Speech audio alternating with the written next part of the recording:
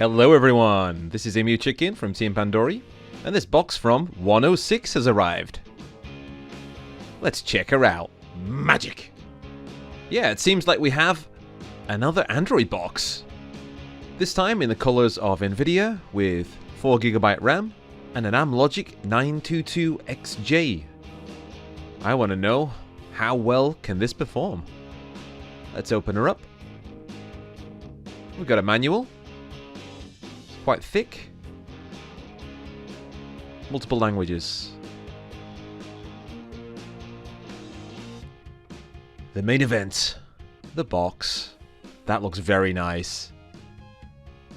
Very different to the other boxes we've had on the channel. This one has multiple USB ports. No need for a USB hub.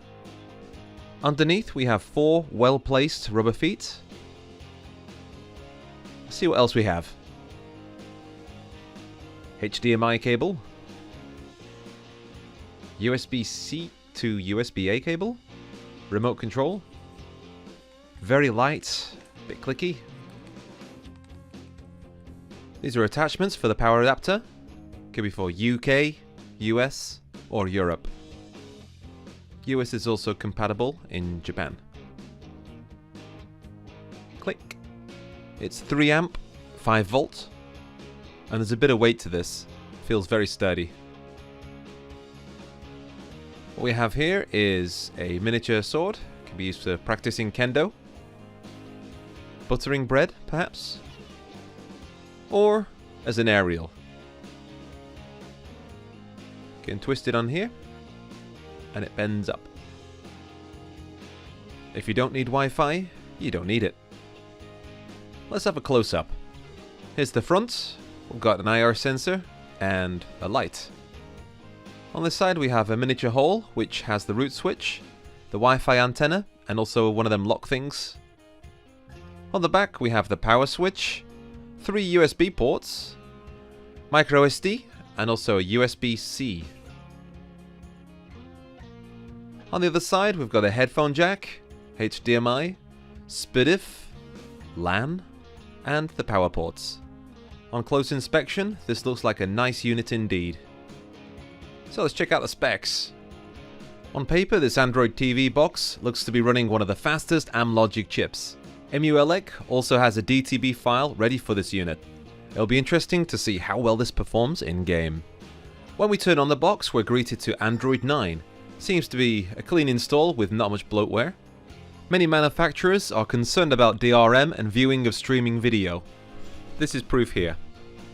Let's get onto some benchmarks. Here's Antutu and Geekbench 5. Thermals is keeping very cool at around 45 degrees Celsius. Moving on to Android, this is at 2 times buffered resolution. We're only getting 50 frames per second. If we switch it to unbuffered, we get 60 frames per second. And it's at 1080p, which looks a lot nicer, but it's not at 100% throughout the whole race. So if we go towards Casino Town here, we'll see it slows down to, about 42 frames per second. For the price we're paying, I'd expect something a lot better.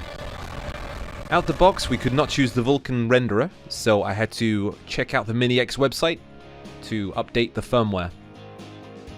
I followed this PDF file and managed to flash the rooted 006A firmware. First time it failed. I had to reinsert the USB and try again. If you're doing this, whatever you do, don't pull out the power cord. After a restart of Android, we can choose Vulkan from the settings.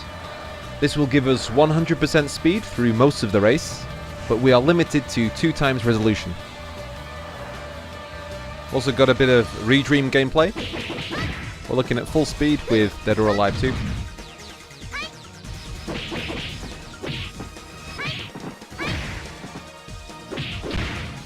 One main issue for me is that most apps on Android think I'm using a phone.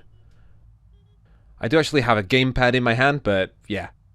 Heck, let's bring out EmuELEC. So, EmuELEC is a great front end to use if you want to use old retro games on your compatible Amlogic TV box.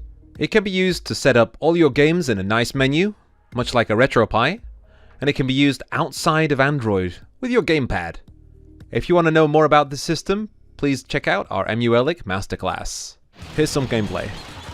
Take into account that all systems that ran well on the 905X3 will run great here too. So this is a bit of Metal Slug 5.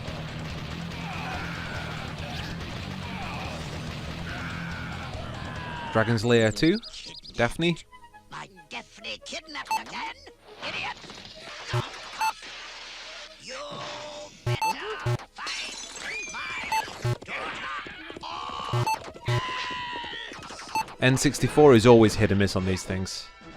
FPS will depend on the game.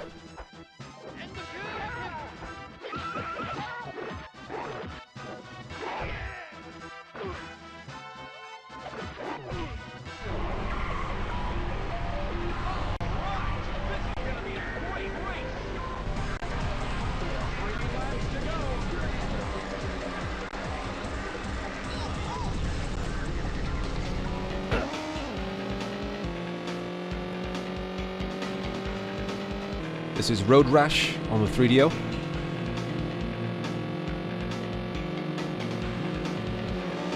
And Saturn Bomberman.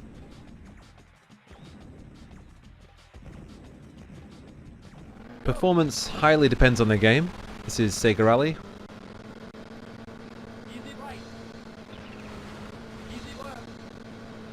Daytona on the Dreamcast. This is one of the harder games to run. If we change graphic settings, we can get full speed.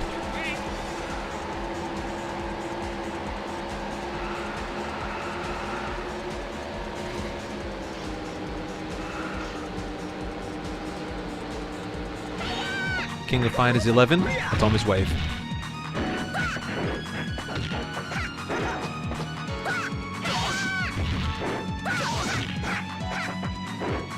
Here's a bit of Tekken 6 on the PSP. PSP performance will mirror what we saw in Android, but the lack of Vulkan renderer will mean that more difficult games to run will need frame skip or the God of War frame limiter to give us constant performance. Checking inside this thing, we've got this huge heatsink. Well, it's long and wide. We've got a CMOS battery over here. That'll be for remembering settings. Let's see what's underneath. Just 4 small screws. I can pop this off. Ooh.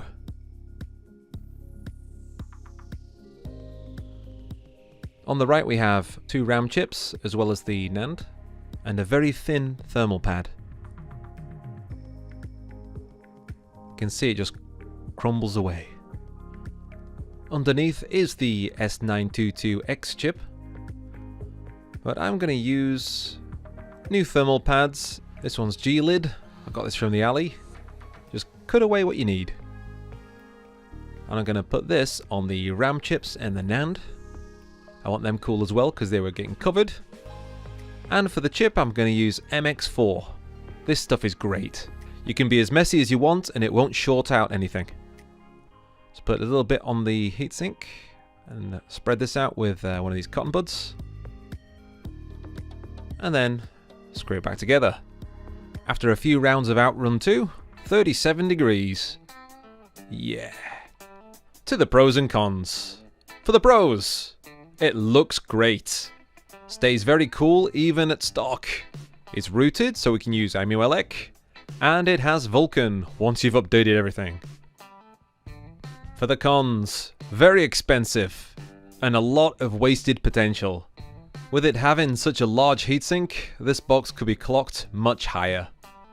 So if you wanted a cool looking box, yeah, this is pretty good, I guess. But if you want to wear some makeup, now you get the MUB, the makeup box. You could get 5 of these for one Mini X. A few systems will run better on the Mini X, but no way 5 times better. If you want a significant step up, I suggest the J4125 Mini PC. In the under $200 bracket, there's no competition. The only advantage that the Mini X will have is that it's completely silent. If this box were $100 or so, we would recommend this. But for the time being, Mini X? Nah. Get the mini PC. This has been Imi Chicken for Team Pandori, and I'll catch you on the flippity flip.